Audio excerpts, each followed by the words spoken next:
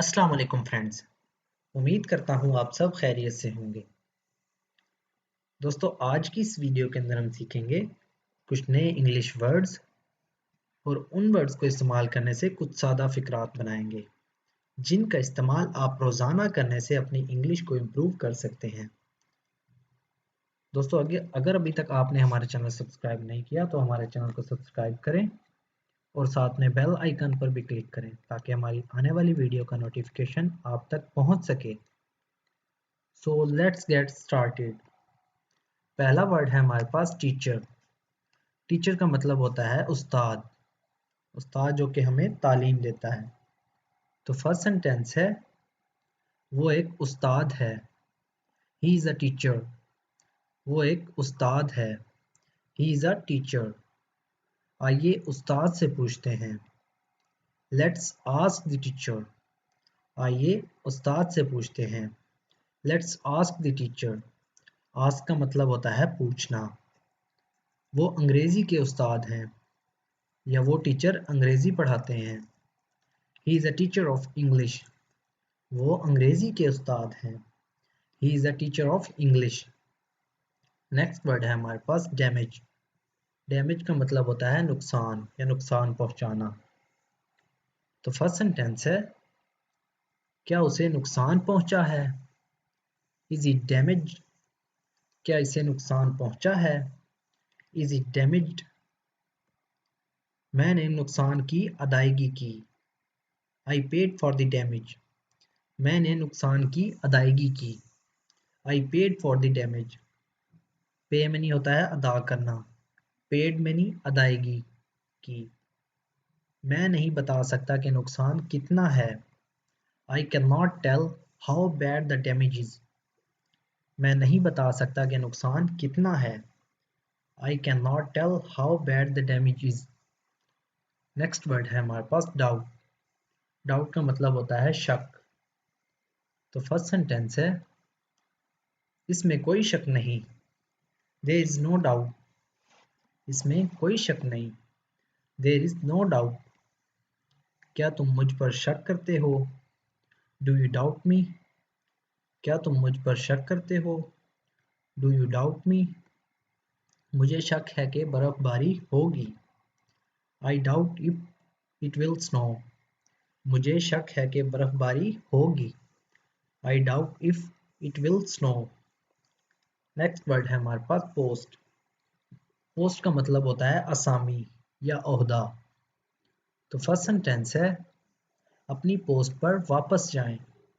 Return your post. अपनी post पर वापस जाएं।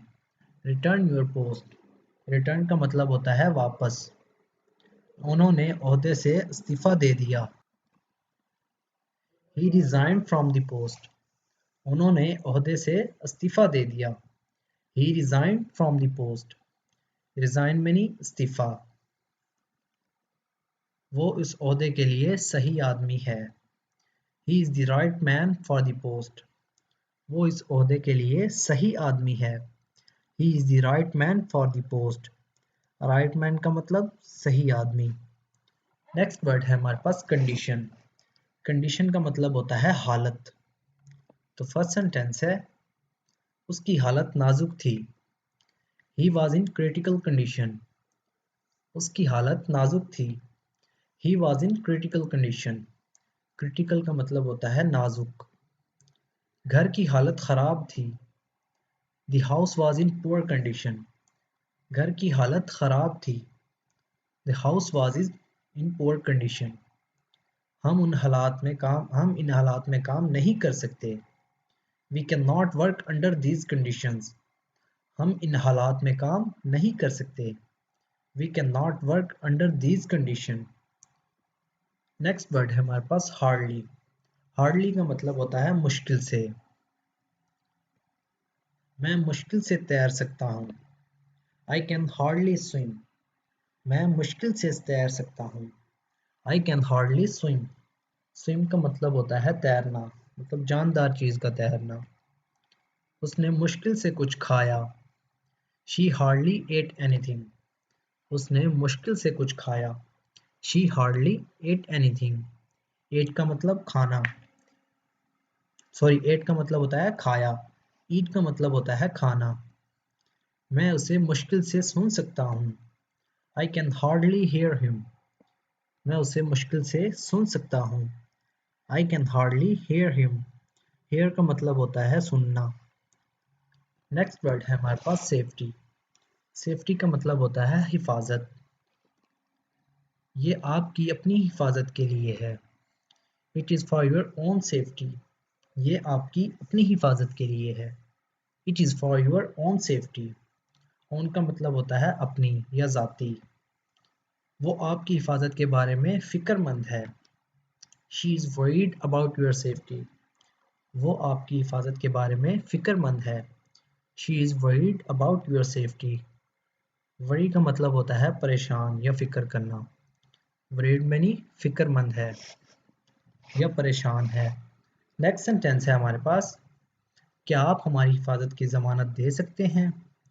Can you guarantee our safety? क्या आप हमारी हिफाजत की ज़मानत दे सकते हैं? Can you guarantee our safety? Guarantee का मतलब होता है ज़मानत देना। नेक्स्ट वर्ड है हमारे पास ड्राइव। ड्राइव का मतलब होता है गाड़ी चलाना। तो फर्स्ट सेंटेंस है, महफूज तरीके से ड्राइव करें। Drive safely. महफूज तरीके से ड्राइव करें। Drive safely. सेफली का मतलब होता है महफूज तरीके से। क्या आप कार चला सकते हैं? Can you drive a car? क्या आप कार चला सकते हैं? Can you drive a car? क्या आप गाड़ी चलाना चाहते हैं?